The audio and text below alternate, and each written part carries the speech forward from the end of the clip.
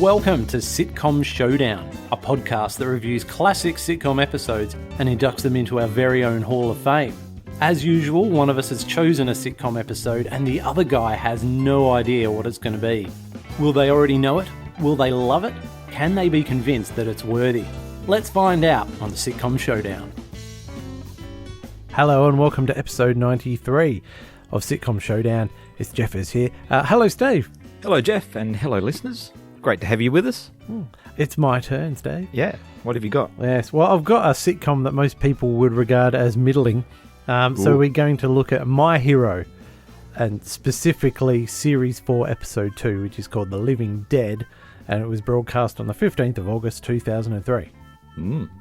So it's zombie-themed. Not quite. Not quite. No. And it's getting up for 20 years old now, so that went quickly. Yes. Should I just... It does. Should I just launch into it? Yeah, tell us a bit. Yeah. Okay, cool. So it was out on BBC One, and My Hero ran for 6 series between February 2000 and September 2006. And like the overall premise of My Hero is that, you know, you've got the central character who is a dim-witted Ultronian superpowered alien known as Thermoman. So just imagine Superman, basically, you know, because he's got the heat vision and the frosty breath, and basically if they need him to have a power, he can do it. And if not, he can just zip back to Ultron and get an update and, you know, whatever. An upgrade. Yeah. He lives on Earth keeping this secret identity as a health shop owner called George Sunday when he's not saving people around the world.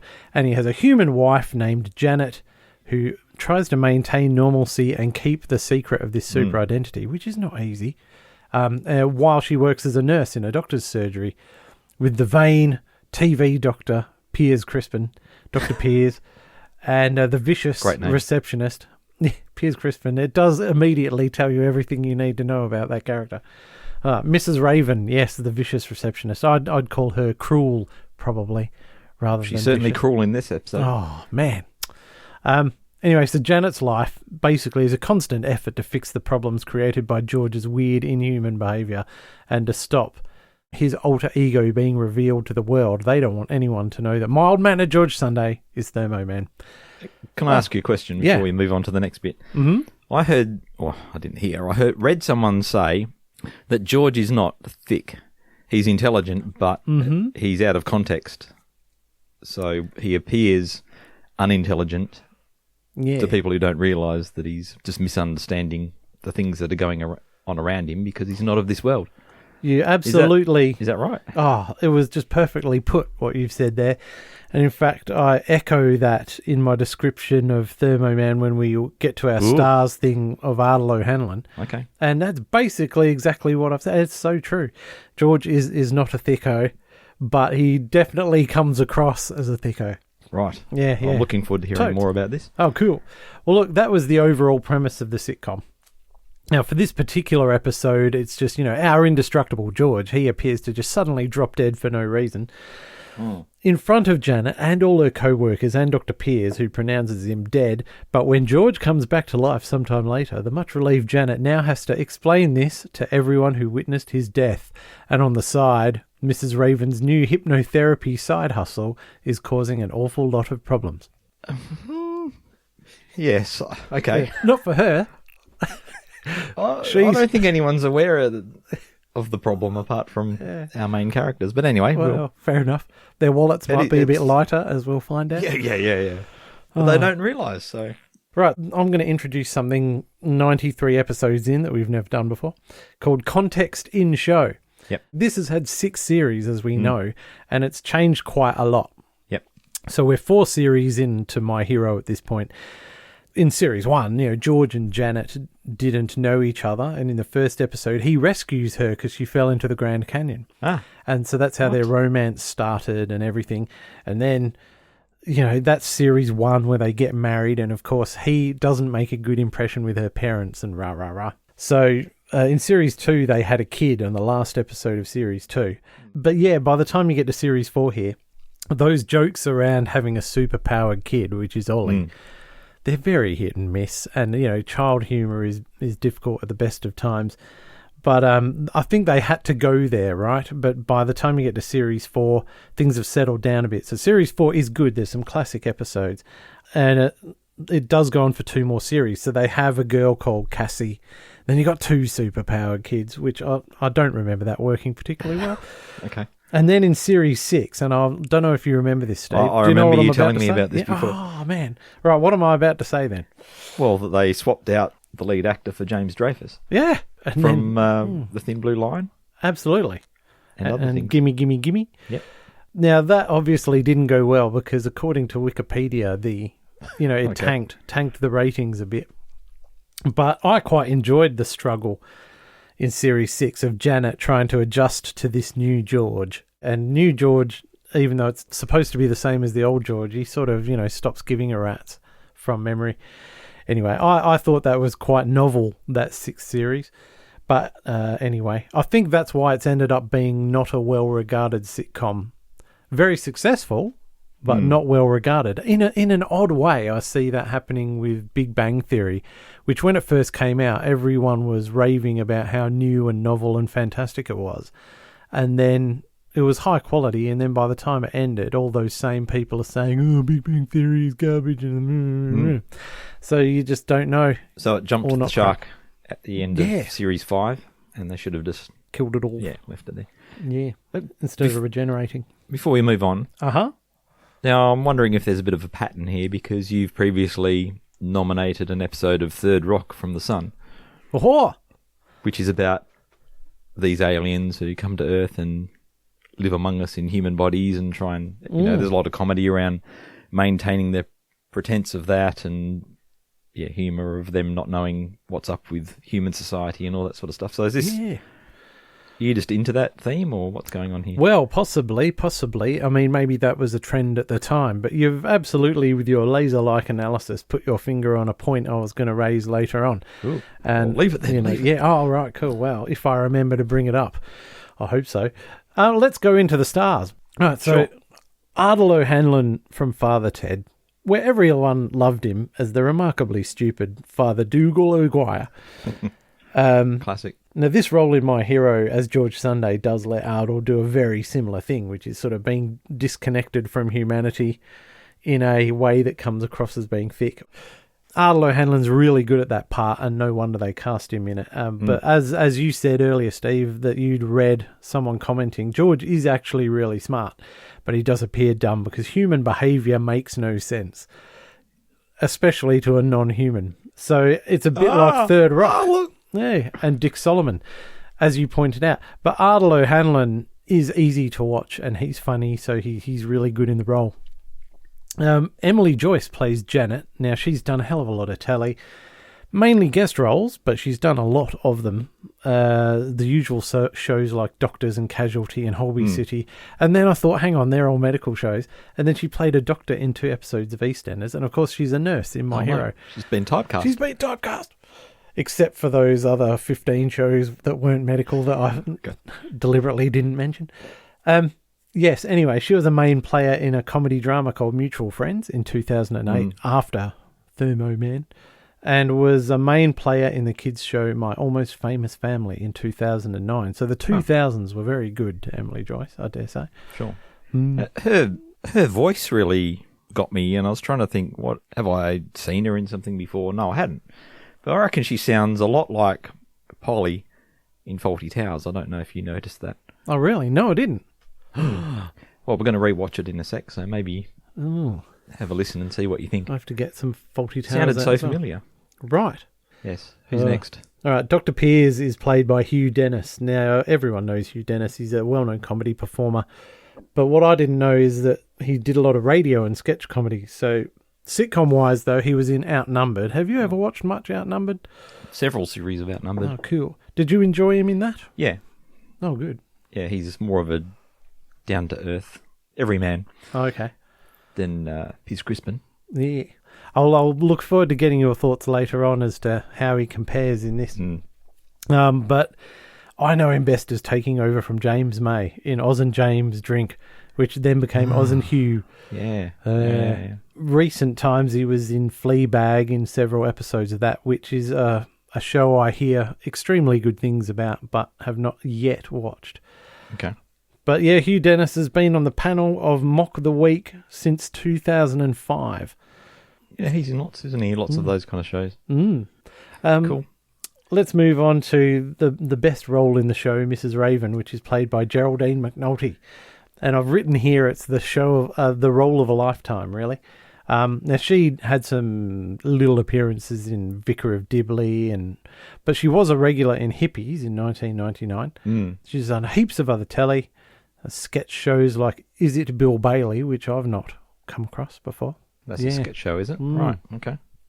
There was also Fist of Fun, which I think was a Richard Herring thing, and French and Saunders, of course. But I want to go to the wiki and read their description. Yep. And they go, Mrs. Raven is a sociopathic, sadistic, misanthropic receptionist of the North Holt Health Centre. She has a sadomasochistic relationship with Arnie, demonic triplets from a previous marriage where she claims her wedding vows were no retreat, no surrender.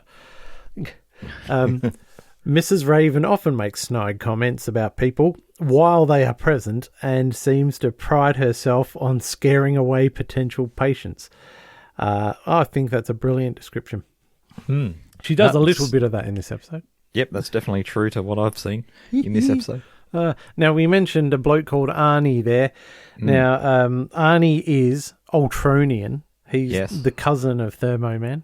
Figured that. Do you know anything else about Arnie? No. Oh, or rather than Thermoman, he was Polar Man or something along those lines. And he had sort of, ice powers and stuff. And he was a superhero on Earth. But Arnie's dodgy as hell, and he's very corrupt. And he'd just, save people and then say, all right, well, that'll be a couple of grand, please. And he'd run all these scams and things. So he got his powers taken away from him by the Ultron Council. Oh. And George was brought in to be the hero. And he was left in exile on planet Earth, was he? Yep. And in the earlier series, which I'm not sure they do here, he had sort of a bar I think it was in Vegas. Yep. And so, George would just fly in and see Arnie at his bar and talk about hero things that are bothering him and get really bad advice from Arnie on stuff. Yep.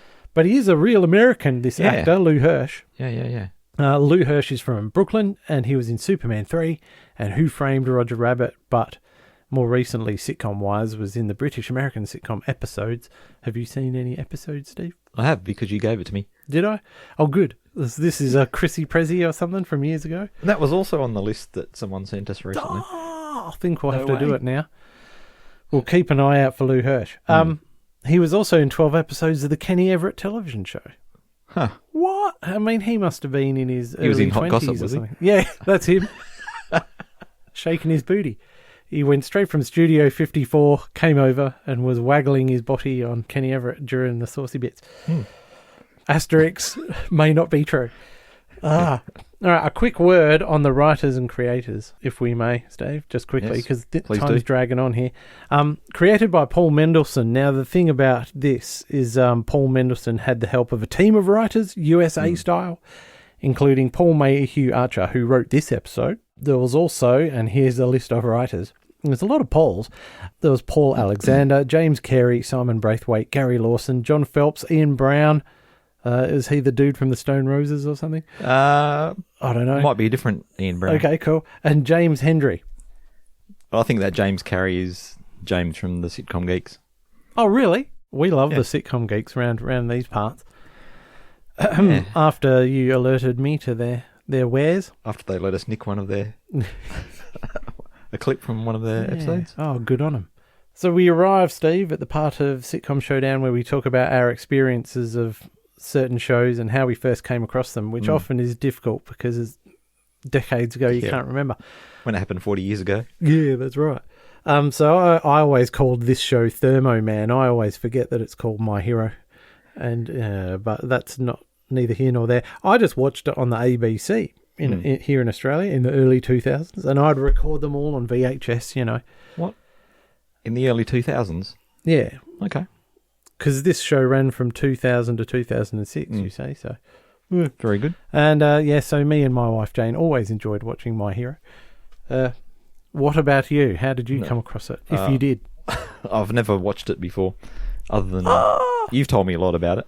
Oh my goodness. That's about it. So you're educating me here. Oh, I'm shocked. Shocked, I say. Why did I not give you a VHS in 2005 or something? I was living 3 hours away. I'm not even sure that we moved on to DVDs. No. At that point. No? I still had my VHS player. Sure, it was a combo VHS DVD, but this was in, the end of the 2000s. Okay. Yeah, the memory cheats, dude. Yeah, okay. I'll take your word for it. Like, certainly DVDs for playing, but for recording? Were we recording on DVDs at that stage? No, possibly not. Well, maybe I was. Who knows? Anyway, are you ready for a synopsis after we have a little clip and theme tune? I am. Cool.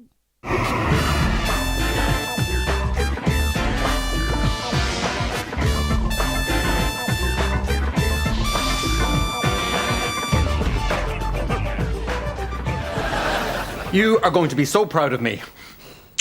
Why do those words always scare me? I've got myself a pension. It's brilliant. The pension man said if I pay in until I'm 65, they'll pay me for the rest of my life. That's 897 years. Fantastic. I know, and even better, I've got myself some life insurance. George, there's no point. You'll never collect. Oh, I will with this one. The way he explained it was like this. I pay them £100 a month, and then if I fall under a bus, they'll pay you £60,000. So I paid him the £100 and I went straight out and fell under the first bus I could find. You can collect whenever you like. Oh, God. They only pay out if you fall under a bus and kick the bucket at the same time. Seems very complicated, but I'll have a go. No. I mean, you have to die. There's nothing in the small print about having to die. No, that's because it's in the big print. Look, this policy matures upon your death. But I never read the big print. You've always told me to read the small print.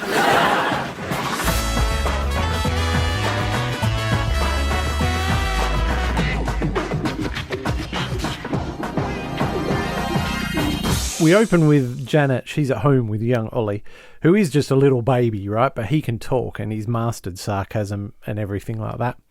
So he's a cheeky monkey. That's his superpower, is it? Yeah, being Sarcasm. an annoying... Anyway, George bursts in and he's saying to Janet, oh, you're going to be so proud of me because George has just discovered life insurance. And so he took out this great policy. No doubt got conned by the salesman. That it's going to pay Janet loads of money if he gets run over by a bus, as the guy put it to him. If you get hit by a bus, then blah, blah, blah. So George goes out and he threw himself under the first bus he saw. And he's got these big tyre tracks on his back and he's saying to Janet, all right, all you got to do is go and collect. And then, oh my goodness, she has to explain to George, this is not how it works. This is a typical misunderstanding in this show. Of human customs that George hasn't quite got the situation, so she explains to him, you can't just get run over by a bus, he has to die, which of course George can't.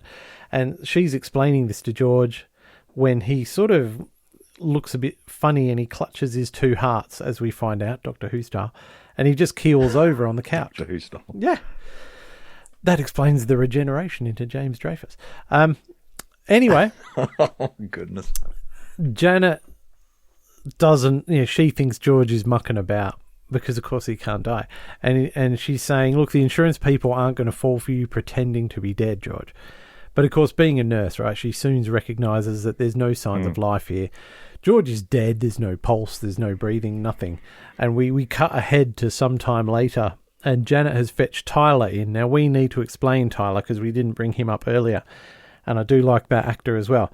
Now Tyler lives in a flat next door or just a couple of flats down, and he works for George at the health food shop. Oh, okay. But Tyler's a very weird, offbeat, non-standard person, and when he first saw George, presumably in the health food shop, straight away he knew he was alien, and that he had guessed that George was Thermoman straight away, because Tyler's on this weird other level. And right. He believes that his father was an alien, and he's a complete wacko, right? Yep. But George gives him a job at the health food shop or something. I can't remember. I haven't watched series 1 in 20 odd years.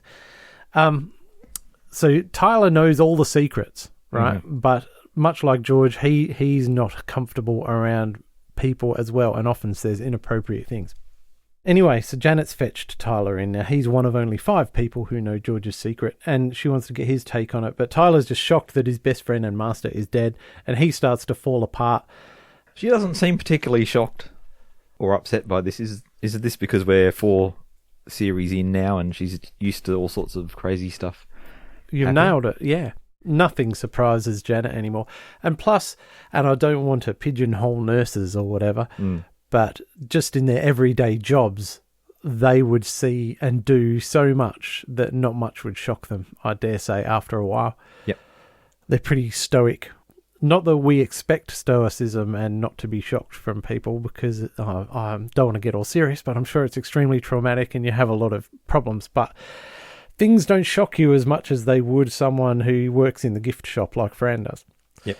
Or you can compartmentalise it or something like that. Oh, yeah, true. Good point. Push it to the back of your mind until you dealt with the logistics or whatever. And process it one day by having a nice big breakdown. Yeah, that's it. Anyway, they both realise they have to break the bad news to Ollie. And you think, well, Ollie's got super hearing. He probably knows what's going on. But don't worry about, plot holes and stuff. George suddenly stirs and he gets up and he's sort of looking all dazed, but he is alive. And Janet asks Tyler if this is real or if they're hallucinating. And Tyler says, just don't ask me. I'm hallucinating all the time. Which, he delivers it better than I did. But it's classic stuff from Tyler. Anyway, Janet is very relieved and she asks George what happened. And he sort of mentions this heart defect he's just been diagnosed with on a visit back to Ultron. And then he keels over again. And Janet starts to panic, and then he sort of opens his eyes and goes, only joking. Which is... Anyway, I think they had to cram this in because it's important, as we'll find out, introducing this element of is he only mucking about, or is it really one of his death blackouts? Regardless, we shift over to Dr. Pierre's surgery, where a patient with a huge bruisey lump on his head comes up to Mrs. Raven to ask for an appointment. And it's classic Mrs. Raven here, and we need a clip. Yeah, name? I know this might sound odd, but I'm afraid I don't know my name. I've just been mugged and I've lost my memory. Do you think I could see the doctor? Are you one of his patients? Well, I don't know. As I say, I've lost my memory. Can't help you then, bye. Dear, he didn't look too good. Oh, Mr. Davis? No, did he? Morning, George. How are you? Oh, not so bad. A slight irregularity of the heart, but nothing to worry about. Otherwise, I'm... George, it's an expression. It don't mean I want to know. All right, sorry. Hypnotherapist? We don't have a hypnotherapist here. Just qualified. There's my degree. So Mrs. Raven's got a hypnotherapy customer in one of the consulting rooms, and she tells George and Janet to, come on in and observe, and she'll prove how good she is. And amazingly, Mrs. Raven can actually hypnotise people. And we see her hold this finger up in front of her client's face, which is a middle-aged lady. And, they hammer it home with some weirdy, mystical music. And then, bam, her client is hypnotised. And Mrs. Raven then asks her a whole bunch of personal questions. Not to help her, But what was the first question? Yeah, do you have any sexual problems? Which is... straight out of Dear John. Oh, yes, it is. Oh, my goodness. I wonder if that's a little Dear John tribute. Oh, has to be. Yeah, good. But anyway, Mrs. Raven's not actually going to help her with this. George says, that's nice, you're going to help her. And she goes, no, she's just finding out embarrassing stuff for her own amusement that she can probably make snidey comments about later. Anyway, she does help this lady quit smoking. She goes, okay, now when you wake up, you'll find cigarettes revolting. And you'll take up drinking instead. And you'll come back to me with your drink problem. And you'll forget you've already paid me £30. So it's not good. Bit rude. It is super cool. But it's only a problem if you know about it. Oh, well, that's true. Wow. We're getting all circular here. But yeah, I thought it was good that she's got these powers. But the problem is, Mrs. Raven's pretty formidable, right? For the whole other 3 series, you wouldn't mess with her. And now she's got this. Man. It just doesn't bear thinking about. And then we find out that she hypnotized Piers first. In order to set up her business at the doctor's surgery, obviously she's hypnotized him into letting her do it. This is like the Master in Doctor Who. It's yes, it is. Only eviler, I'd argue. It's classic Delgado. Yeah, well put. I hadn't realised that, but it's absolutely right. As we find out, Steve, she's implanted a few other amusing things in Piers as well. Piers, Mrs. Raven says you're happy for her to hypnotise people. Janet, she could do with the extra money. She's helping people in need, and she's providing a service which brings credit and prestige to the practice. You've hypnotised him as well. Oh, so he was the first. Oh, and Mrs. Raven, take this afternoon off. In fact, take every afternoon off. Thank you, Doctor. Oh, and can I just say, I'll be leaving at 3.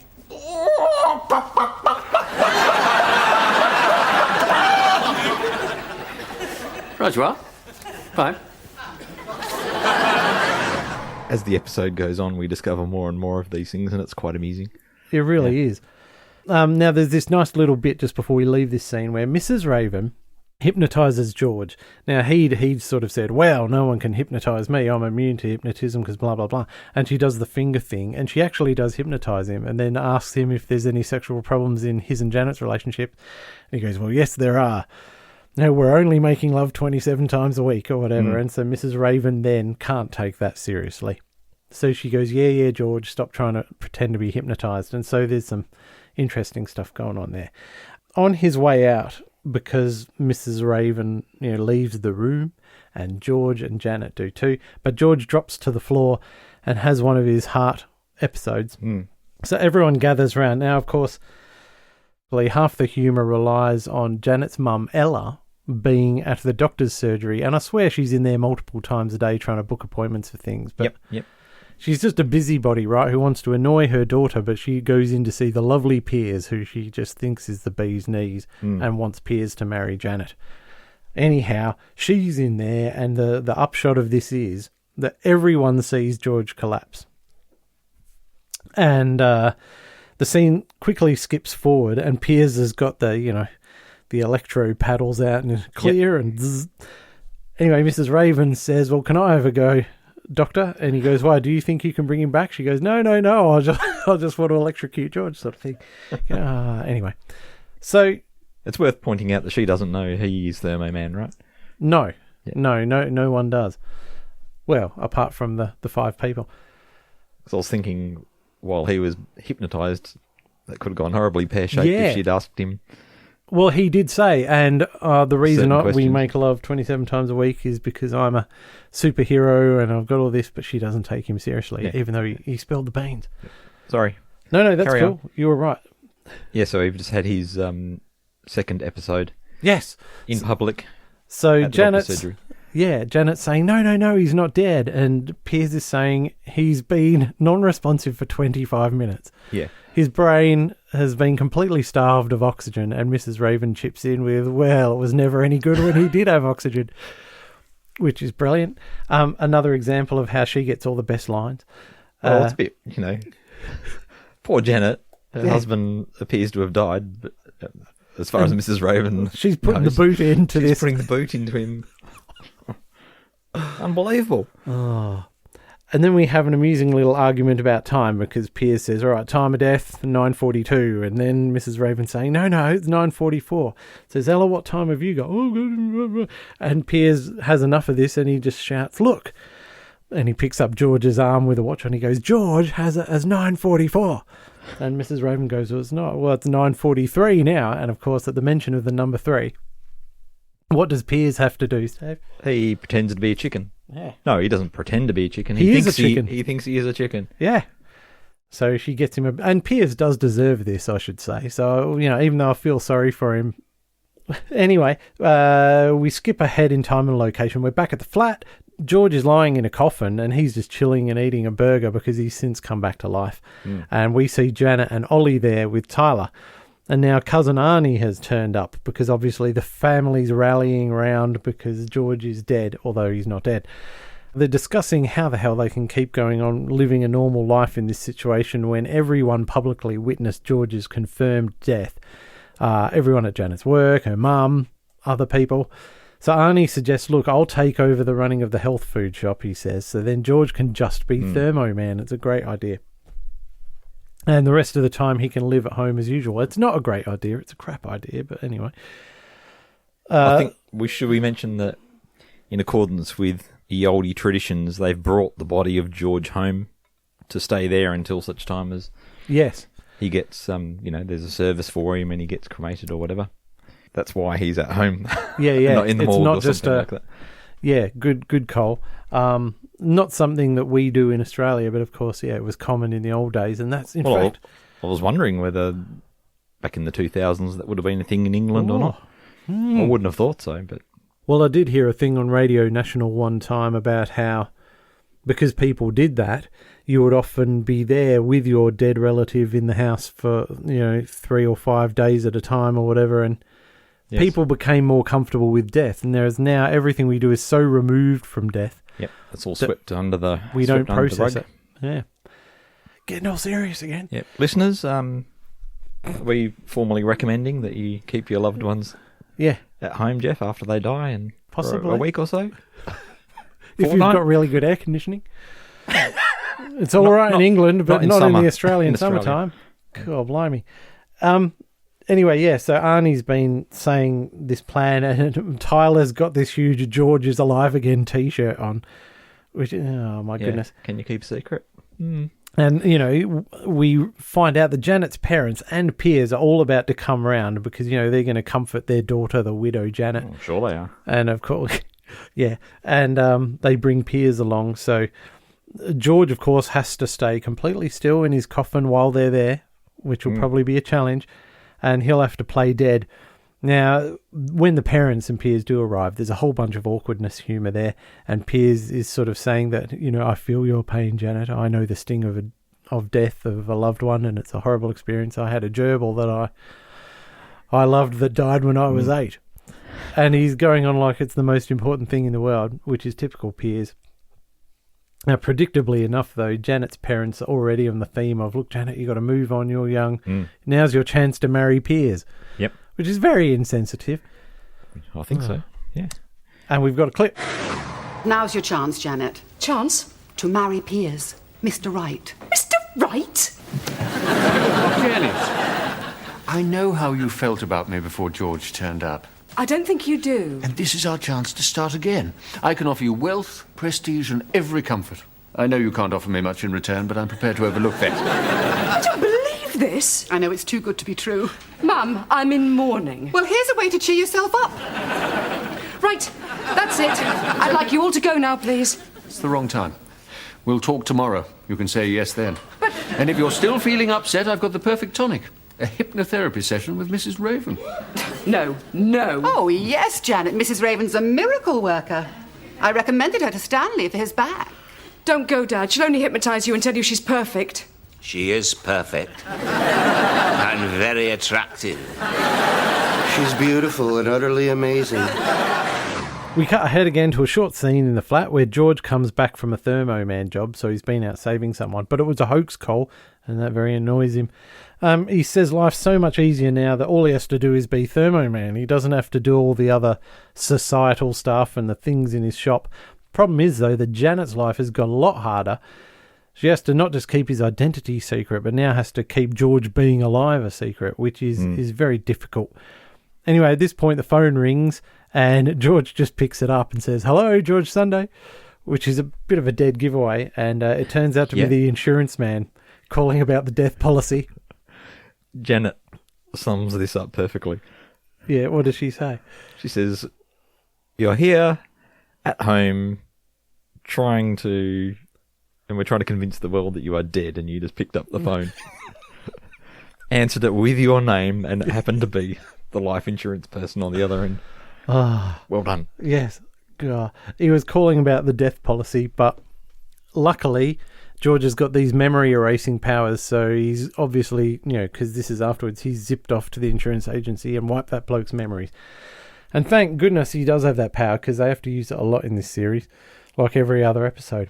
Anyway, goodness. Janet says this is an untenable situation. They can't go on like this, so they have to find a plausible way to have George come back to life. But George points out that, well, that's pretty tough, but also it'll totally discredit Piers as a doctor who confirmed his death, and they just both go, "Oh, yeah, great." So they're quite enthusiastic now because they don't like Piers. We get the usual sitcom thing of I've got an idea, and then you cut away to the next scene, and then presumably we'll see the plan play out. Well, the next scene in this case, Steve, is George's funeral. We're at the church and they're all singing a hymn and all the usual suspects are there. So we've got Janet's parents, we've got Tyler, Arnie, Mrs. Raven, and Janet's sitting up the front row with Mrs. Raven. Like, not who you want to sit next to, because I don't imagine she's very comforting in this situation. But we pan across the church, right? We see George's coffin up the front on like the stage of the church. Yep. And the pastor's standing nearby to his lectern. Is it a pastor and a lectern? Anyway. I think it'll work. It's probably a out? vicar, but anyway. Okay, good. People know what we're talking about. So the main bloke starts his eulogy of George, saying, we're here to honour George, who is no longer with us. And then you see this shot of George inside the coffin, and he's just looking around, waiting for his time. And he continues his eulogy, the vicar, and things start to unravel very quickly, and only a clip can explain how. I didn't know George personally, but I've been finding out the various important ways in which he contributed to our life together. And I think there are 3.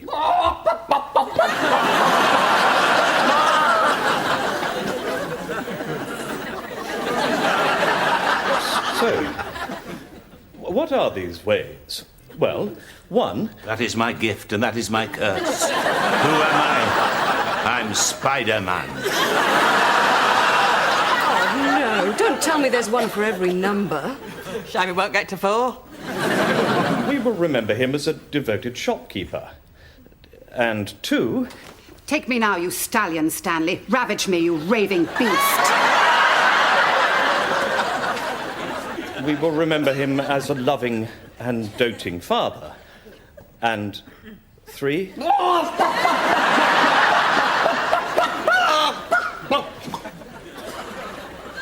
as a wonderful husband. Phew. So, those are the things we will remember this good man for.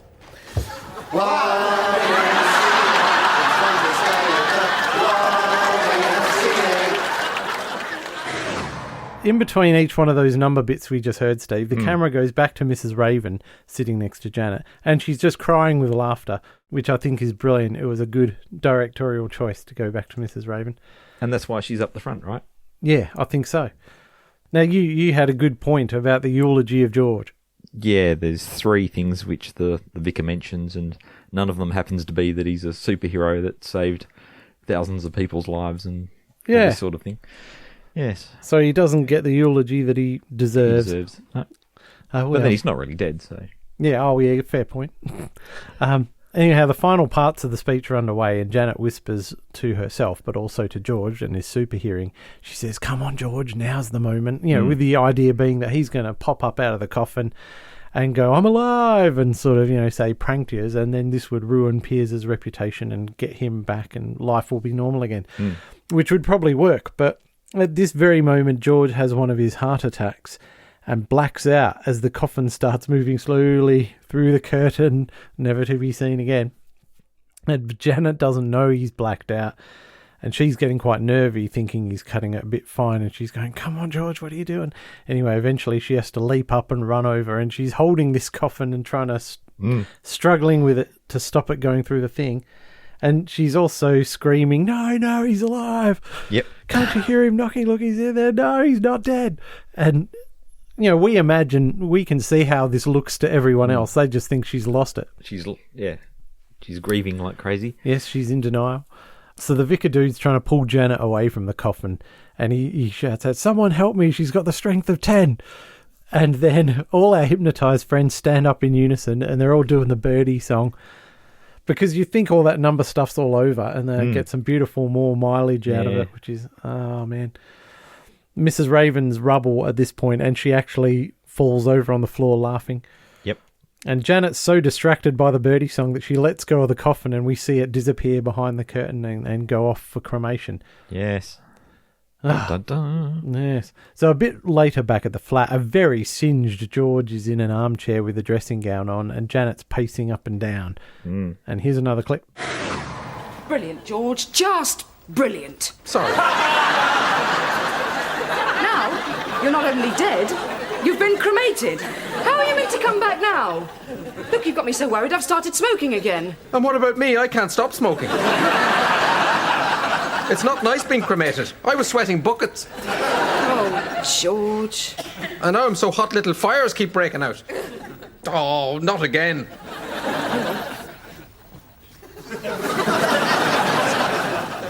And what are we going to do now?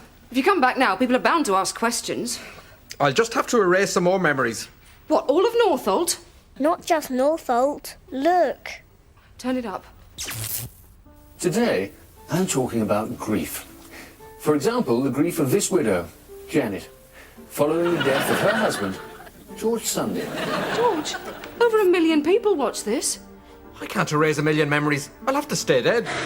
That little cigarette gag, which you can't hear in the clip, but this little fire breaks out on George's arm with some dodgy special effects, and Janet bends down and lights her ciggy off it. and the way it's done is really funny. And what I love is, like, it was very clumsily set up, right? It's quite a poor setup, but it's beautifully played by Emily Joyce. So she bends over, lights her ciggy, and then she just, gives George a little point saying, "Cheers, bro," and thanks him for lighting her cigarette. And I thought it was quite charming, and it showed their sort of best mates. And it's really cool. I don't quite know how to describe it, but it's all there. Anyway, George has been cremated now, and so you can't come back from that one. Are you sure? Yeah, well, especially not now, because we cut to a Piers as usual TV segment. Yes, so this... yeah, all right. Does this confuse you? Because I thought, what, he actually bought an ad to go on TV and make this happen. This is insane. No, this is... but then I realised, yeah, by doing a bit of research, that he has a segment on... Yeah, regular TV show. Yeah, so who's our bloke in Australia? I thought he was a doctor, but he's a vet, isn't he? Dr. Chris, the extremely tall, handsome one. Yeah, the one that was on Utopia. Oh, was he? Oh, yeah, okay. Totally. Anyway, he's that sort of dude. That's what Piers is supposed to be. Yeah, when he's not acting like a chicken. Anyway, he in his TV thing, Dr. Piers, because he desperately wants to marry Janet, he sort of acts like he's talking about depression, and he'll go, some people suffer from depression. And as an example, we've got a grieving mother who I saw this week and lost her husband, and I'd suggest in situations like this it might do you well to get married again as soon as possible to a professional man, preferably a doctor. And blah, blah, blah.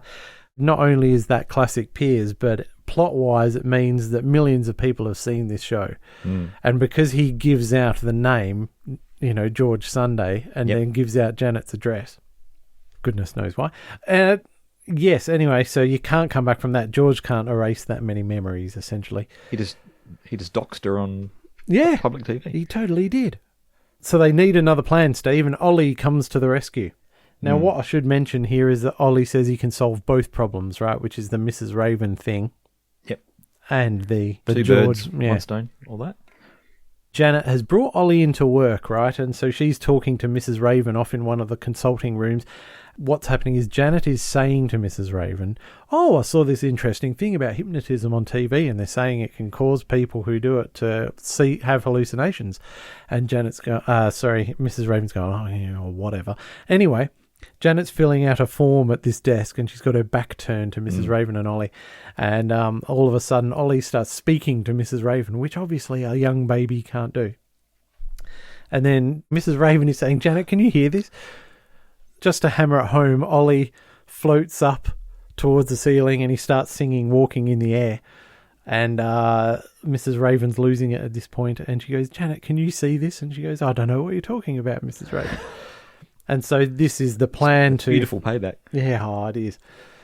Anyway, this puts a stop to the hypnotherapy. Anyway, as they all walk out together, because Mrs. Raven's a bit unsteady on her feet at this point, and they have to support her and walk her back out to the reception desk so she can take a deep breath. And Anyway, George walks into the surgery, into reception, and Mrs. Raven, as we said, is already shocked. But then she sees George, who's supposed to be dead, and she goes, "Oh!"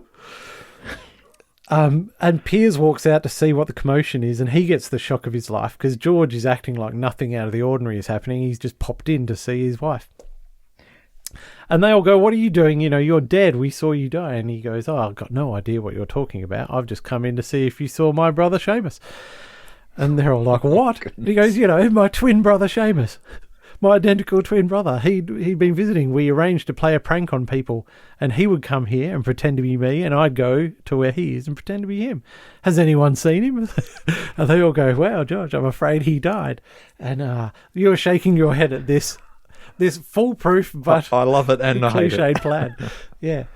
So anyway, everyone now thinks the bloke who died was George's twin brother Seamus, but of course, they break that news to George, and he has to do this acting job like he's all upset. His brother's going, no. And then Janet's saying, tone it down a bit. Buddy, No one's buying this. Anyhow, it was very funny. So as we end the episode, they all sort of walk out of the surgery together to see George and Janet and Ollie off. And Piers is there, and Ella is there as usual. And George is just leaving and saying to Janet, oh, okay, now I've booked myself in for an operation at Ultron to stop my heart things, so from now on we'll have no more problems with dropping dead, and I'll catch you later. And he crosses the road and instantly gets hit by a bus at full speed. Nice one. In front of Piers and Ella and everything. Episode ends. I think because we went straight from the bit where they're trying to convince Mrs. Raven to give up hypnotherapy by making her think that she's having hallucinations, because we went straight from that to the bit with George coming in and spinning the tale about his identical twin, I thought they were trying to get her to think that him coming in was a hallucination, but they're not connected at all, really, are they? I'll say that now. Yeah, I'd never got that before. It was all pretty clear to me what was going on, but as I was writing the notes, I had the same thought that you just explained there. And you could connect the two, even though they're not connected. Just because there was nothing in between, we went straight from one to the other. So yeah. My simple little mind. You've got comments about various aspects of the episode we watched. I've got a few little things. There's a nice musical sting when George apparently dies for the first time, which is quite a somber little piece of music, and reminded me of the final episode of One Foot in the Grave, so I don't know if they've got a similar kind of thing in that episode. But it reminded me of that for some reason.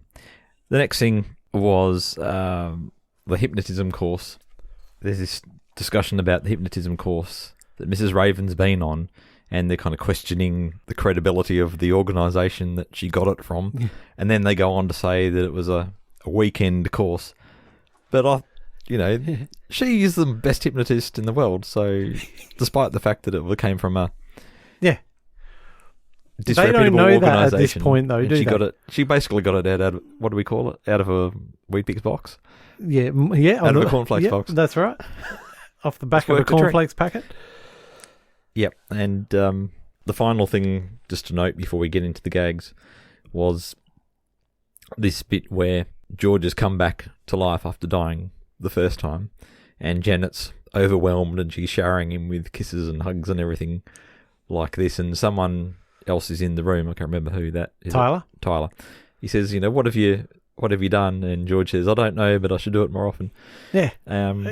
So I just thought it was funny because we later learn that they're making love 28 times a week. So he can't get enough of his wife's affection. That's right. Despite the fact that they're making love 28 times a week. Yeah. So I thought that was nice. How do you fit that in? But yeah, that would be distasteful. Yes. Anyway, should we go on to some gags? Yes, why not?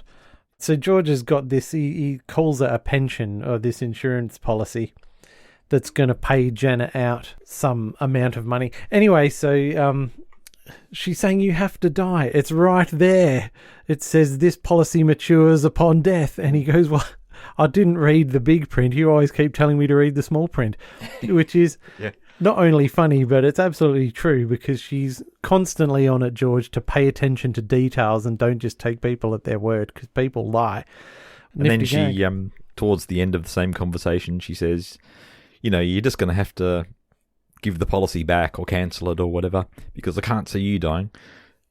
In the meantime, where the camera's on George and he's grabbing both sides of his chest and keeling over. That was pretty well done. So Tyler's there and George has recovered, and he goes, oh, Master, you've come back to life. You truly are like he who came before you.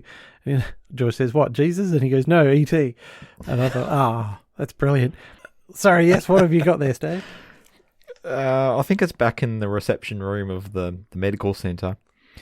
And there's a whole group of people in there. And Mrs. Raven, as part of her standard hypnotherapy, in order to market herself to people, she gets them. Every time her name is mentioned, they have to basically sing her praises. She's a miracle worker. Yeah. The thing is, they've got to say that she's a miracle worker, which will get people wanting to go and visit her. Anyway, so her name gets dropped in the medical centre reception room where there's all these people. And of course, everyone stands up at the same time and says, she's a miracle worker. Yeah.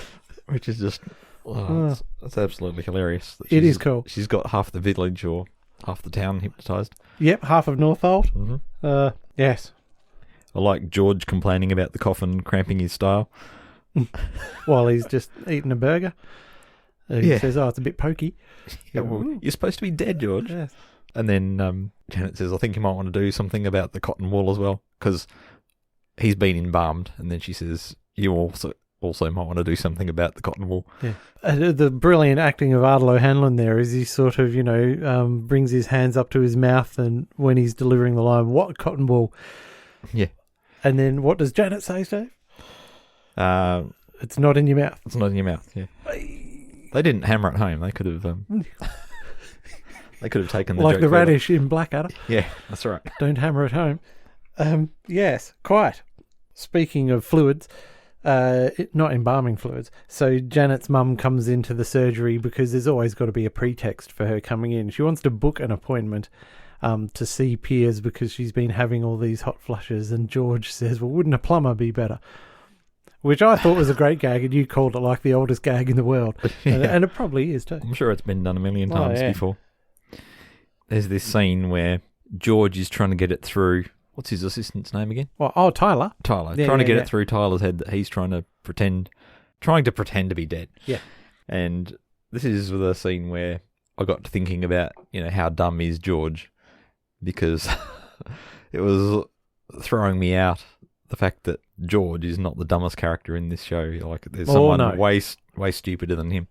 So he's trying to explain to Tyler that, he's pretending to be dead, and Tyler's going, well, you're not doing a very good job. It's like, well, I'm not pretending to you. I'm trying to pretend to people outside the room, and blah, blah, blah. And it goes on. It's quite good. Quite good, that whole section. Yeah, it's like Ted trying to explain something to Dougal. Yeah. Yeah, quite right. There's a bit where George has been off to Hong Kong to save someone, but it was a false... Was it a false alarm or a false call? Or yes, because the dude just wanted his autograph. Yeah. And Janet says, so he didn't need saving then? And George says, well, he did when I pushed him off the ledge. I like that one. Yes, it's a genuinely funny joke, that one. Yep. And then he answers the phone himself to the insurance man. That was a bit of a classic. It is brilliant. That's all I've got. Oh, well, as we were watching this, we were pointing out quite a few things that didn't work. Usually involving Ollie, getting laughs on lines that weren't even jokes and things like that. And the bits where, Ollie suggests to George that he could rise up out of the coffin when Janet's parents are there going, ooh, I'm alive. And then, George goes, ooh, I'm alive. And then does it again. And it wasn't even funny. But, there you go. It's because Janet says, your father's not some sort of adolescent teenager. And then, of course, you know exactly what's going to happen. And you go, oh, don't do it. Yeah, my first gag that didn't work was one of his, where he's complaining about wearing a nappy and saying that looks like he's got a grapefruit on his bottom or something like that. Yeah, and the opening line, does my bum look big in this, which I think was big at the time because of the Fast Show and Rebecca Front. Ms. Jackson Cow never pulled a pint in her life. From Time Gentlemen, please. Anyway, yes. So you're all out of gags. Blankly here. Yeah, I've only got bad gags now. Okay, fair enough. Well, let's go with the bad gags, and then we'll make this the criticism sandwich before I start praising things. All right. Then there's another bad gag where Janet says to Tyler how they're the only destructible ones here in the room, and he just can't get his head around the fact that he's going to die, which I thought was just so implausible as to not even be funny. And it was laboured as well, I thought. And then my final one's going to be a bit controversial, I think, because I think the time of death gag where they're arguing about what the time is. I thought that was really poor. Oh, no. But you liked it. I've got that in my top three reasons why it's such a brilliant episode. Really? Yeah, because you get, like, it's a mix of the whole numbers thing, which then you get the hypnotised Piers doing his number 3 chicken thing again. Yeah. And they're all arguing about the time. And then, George makes it 9:44. But it comes on the heels of Piers actually doing serious doctoring, because most of the time he's just faffing about, not doing anything remotely related to practicing medicine. Yep. But this is a very serious death right on his patch, and he's had to be very serious and declare death and do all these things. So I think it might have been more the context of where Piers was at rather than the actual mechanics of the joke itself. Possibly, or it could just be personal taste. But they have to go around the houses to get there with a lot of back and forth about who's got what time. Is it because he's a bit of a nincompoop that they're arguing with him? Oh, of course. About it? Yeah. They don't... Okay. They have no respect for Piers. Well, Janet doesn't, and Mrs. Raven doesn't. They can't even let him pick the time of death. No. Well, we haven't said anything about the parents here, Steve. Stanley and Ella. And apologies to the 2 actors, I haven't remembered their names, and they didn't appear in the stars of the show at the beginning of the podcast.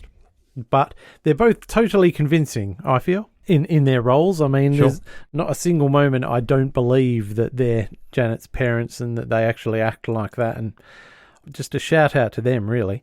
They've reminded me quite a bit of Miranda's parents. Right. Do they not get on, Miranda's parents? I think they bear with each other, but... bear with? Bear with. Yeah, that's her friend. No, Miranda's mum is always intruding into her life and trying to get her married and stuff like that. So, not when her husband's just died, but no, yeah, it's all that sort of thing. And are they a bit posh? Janet's mum and dad. Upper middle class. Yes, I would say. Yeah, and because they're all about appearances, and that's what sort of I'm getting onto now. So the relationship between George and his mother-in-law, Janet's mum, is usually a pretty good source of humour. So George is, as I said earlier, he's like Dick Solomon from Third Rock, and Janet's mum is exactly like Mrs. Bouquet from Keeping Up Appearances. So I was just picturing a sitcom where you had Dick Solomon and Mrs. Bouquet in a crossover where they had to, share a cabin together, or no, even better, be out in public so she could be publicly shamed by his ridiculous behaviour. And I just think, imagine Dick Solomon and Mrs. Bouquet. When we do our sitcom draft, you could put that one together. Yeah, so that'd be an awesome crossover. Because George, more or less, he's incapable of lying. He makes some valiant attempts when he's prodded by Janet to lie, and he learns a little bit. Anyway, his remarks to Janet's mum seem mean, right? Because he's like calling her old and fat or whatever. Now, those aren't lies, right? Strictly speaking, that's true. They're just painful truths. But Ella thinks George is a thicko loser with a crappy health food shop, and she's always trying to split them up and trying to hook Janet up with Piers. So she's genuinely nasty, whereas he's just being honest. Yeah. But they're always sort of, at each other. And anyway, George is hated by Mr. and Mrs. Whatever Janet's maiden name was. Yep. And even Piers doesn't like him, and Mrs. Raven doesn't like him. And so when he's dying in this episode, it's like, oh my God, someone's dropped dead in the waiting room, and Piers is like, oh, well, it's just George, but, bloody hell, I'll have a go at saving him anyway. And I liked how because the funeral scene is so good, there's other bits you don't pick up on. So the pastor's there, and he's saying, we're gathered here on this solemn occasion, and you cut to Ella and Stanley, who are sharing a box of Maltesers. And they sort of look around and go, oh, because they're like so happy George is dead that they're like, oh yeah. So in terms of, moving beyond gags, I just think, Emily Joyce, as you pointed out, great actor, doing a brilliant job here. Hugh Dennis is hilarious. He's doing a great job. I mean, Ardal O'Hanlon's doing what Ardal O'Hanlon does. You got to love that. So I just think, and of course Geraldine McNulty as Mrs. Raven is superb. So I'm finding it difficult to fault the cast on anything. I'm not too fond of the effects on Ollie's face, but the actor doing the voice does a brilliant job with what they're given. It's just, they're not given very good lines. Yep. Yeah, they come and go so quickly that not a major part of the show, really, is it? But yes, it comes down to 3 scenes for me why I nominated this, and obviously the funeral scene is at the top, with all of Mrs. Raven's number. What would you call it? I don't know. I'll come up with something. Number implants, so to speak. Shenanigans. You can't resist a chicken dance. It's just brilliant. The birdie dance. Yeah. And YMCA. It was well done. It totally was. And you had to do a lot of nimble setting up in order to get to that point. And yet, like, it doesn't diminish returns, right? So you think it's all over because they've reached the number 3. And then they do a 4th. And then they do 10. Yep. And it's, man, it just never gets old. I just like the idea of her taking the time and having the foresight to plan this whole thing out. And this is the thing, right? It gets even better because Mrs. Raven's at this funeral. She doesn't know that the vicar's going to raise 3 points and name them with numbers. Yep. This is all just a beautiful sideshow for her. She's just happy to be at George's funeral because she hates him. Yep. And she loves funerals because she's a sicko. The other scene we've talked about, which was the time of death scene, which I thought was tippity tops. But the other one is Piers's TV spot. And this is all down to Hugh Dennis just carrying this scene, and he's completely, as you said, doxing Janet, but he's just doing it in this beautifully hilarious way. And then once he's wrapped that up, and he's saying, I'd also like to recommend this woman, and they cut to a picture of Mrs. Raven, and he goes, the finest hypnotherapist in the world. But yes, so all in all, I haven't got a case as such. It's just that My Hero, I have always wanted to bring it to the Tabesy here on Sitcom Showdown, and I thought I took the approach of what sticks in my memory the most, and there's lots of memorable moments. There's the episode before this is called Sporting Chance, and this is where George is introduced to the topic, the concept of sport and competition, because he just doesn't understand it, and then he's forced to socialise with Piers and goes along to some thing and beats Piers at whatever that sport is. And then he gets addicted to just kicking Piers' ass in every single sport. And Piers can't accept that George, who to him is a lower form of life, beat him at squash or whatever. So he challenges him to a swimming race. And then he can't accept he got beaten at that. So he challenges him to cricket and challenges him to and it's just hilarious.